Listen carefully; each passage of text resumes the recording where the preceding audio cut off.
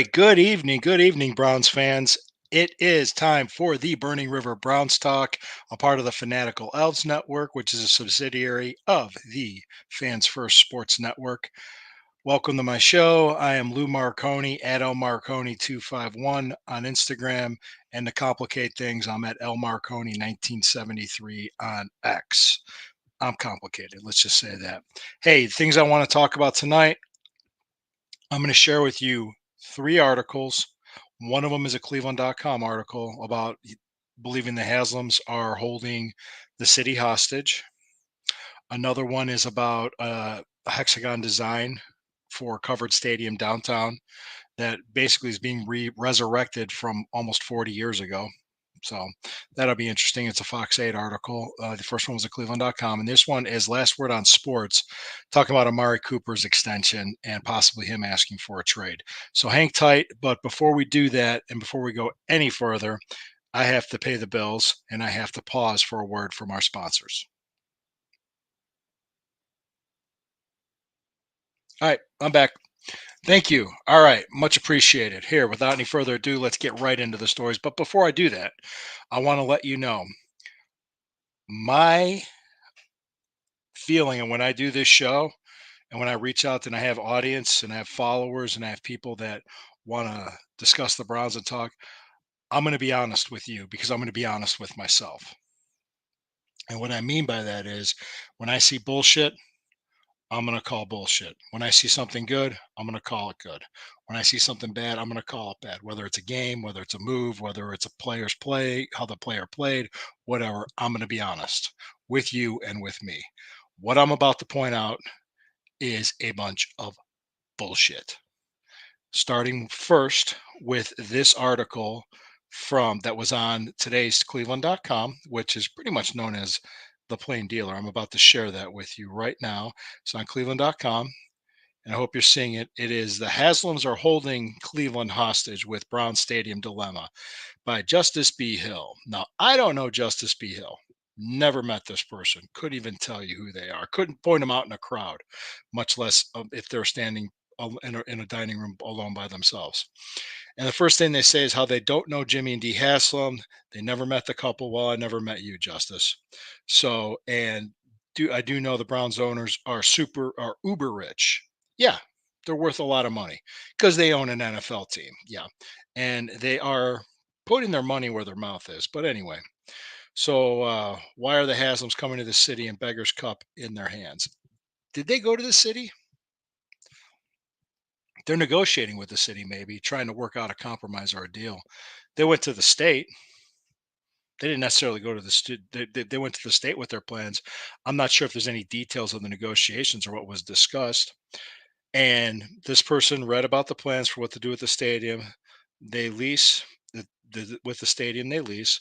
Those plans are striking, but they're also costly. Well, yeah, no shit. Things cost money, especially today. Things cost even more. Really. And the couple's eyeing in Brook Park. Yeah, they're looking at that plot of land in Brook Park and they want to know what their real intentions are. I think that has some see what I see. The lakefront is the wrong place for the stadium. I've been saying that. A football only stadium is, an outdoor football only stadium that sits empty 350 days out of the year is a dumb idea. It doesn't work. The property on the lake is prime real estate. I agree with that. And they look at the waterfront in Chicago. It's talking about what Chicago's done with their city, what other cities have done as well. Seems like we're stuck in the 50s. Well, maybe and maybe not. Looks like Mayor Bibb does have plans, but it doesn't seem like a new Brown Stadium is going to be a part of it. Public and they said which the stadium should public dollars built the stadium, public dollars have poured into maintaining the facility. This is true. One of the ugliest stadiums in existence now that has a lot more money to keep it in good prepare or build a new one. Yeah, they're looking to go halves. They're looking to pay for half of it. Most owners don't pay anything, if not all of them. There very few can go half. So stadiums cost billions to build. Had politicians been a bit more patient in the late 90s, Cleveland would have built a proper one stadium with a retractable dome. Oh, yes. I remember 1995 vividly. I remember Art Modell before we were announcing, before we, the day before we were voting on a syntax extension to repair, remodel, and refurbish the current stadium, the old Cleveland Browns Municipal Stadium. We were voting to do that to try to keep him here. He announced the move to Baltimore. In order for us to keep the team, we had to pass that. That syntax extension went to the building of the new stadium.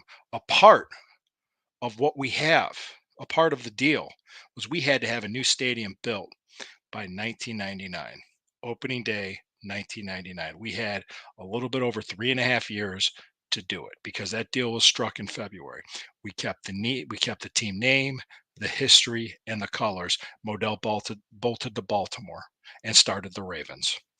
We didn't have time for patience. We had to get moving quickly. This person doesn't know what the hell they're talking about. And also that syntax that built then Jacobs Field, then Gund Arena, and the current, Cleveland Brown Stadium, that syntax had nothing to do with the city of Cleveland. That was all done through the county.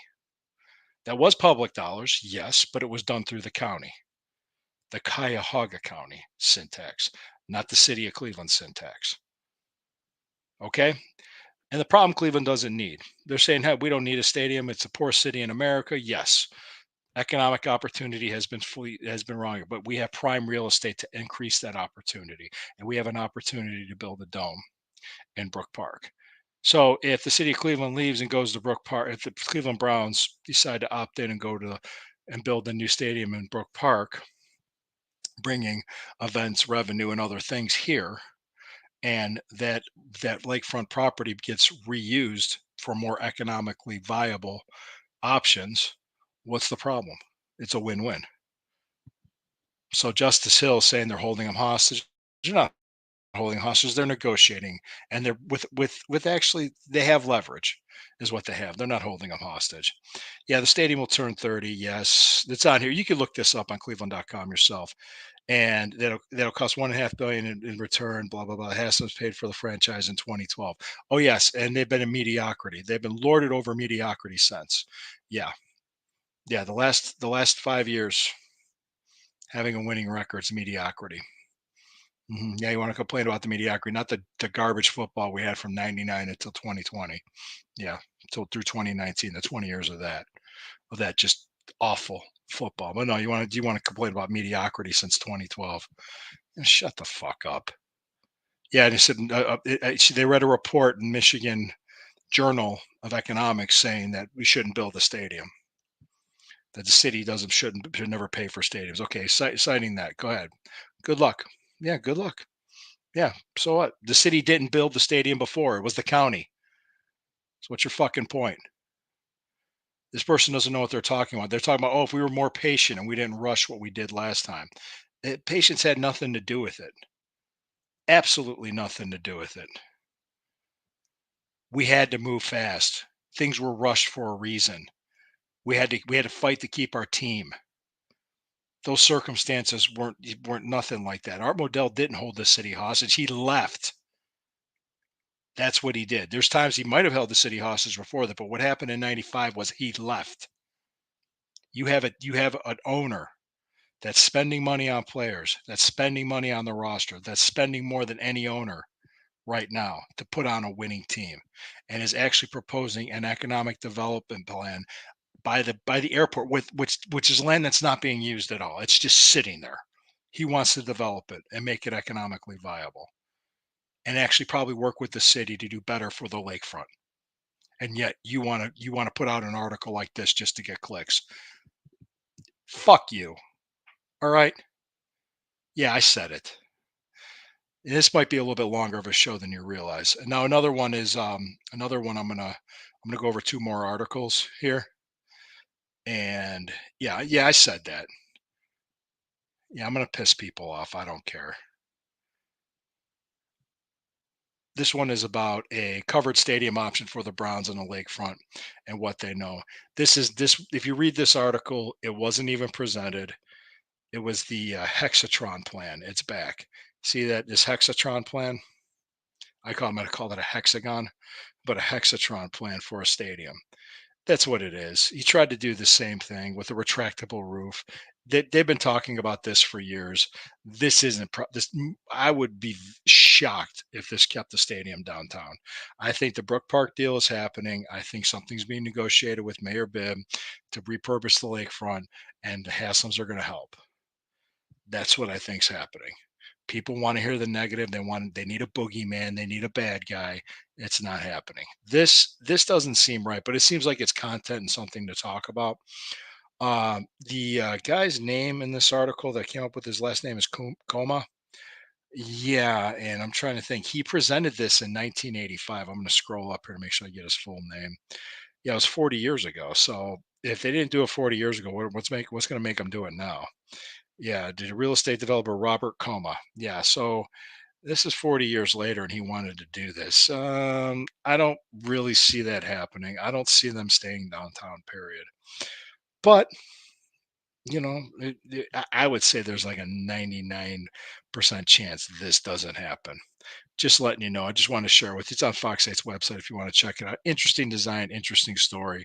I think it's more something to talk about because according to the end of the article, yeah, they want to have everything done in time for hosting a Super Bowl in 2031. His Hexatron Stadium and the lakefront development plan would take about 5 years to complete with the goal of having the Super Bowl. He has yet to present it to the Haslams. If you read the article, he hasn't presented it to them. So that's not happening. And I would be surprised. Okay, let's do this. All right. And here we go. We got one last one. This one is for Last Word on Sports. Last Word on Sports was talking about, yeah, guess what? Mary Kay Cabot reported something about wrong one. Mary Kay Cabot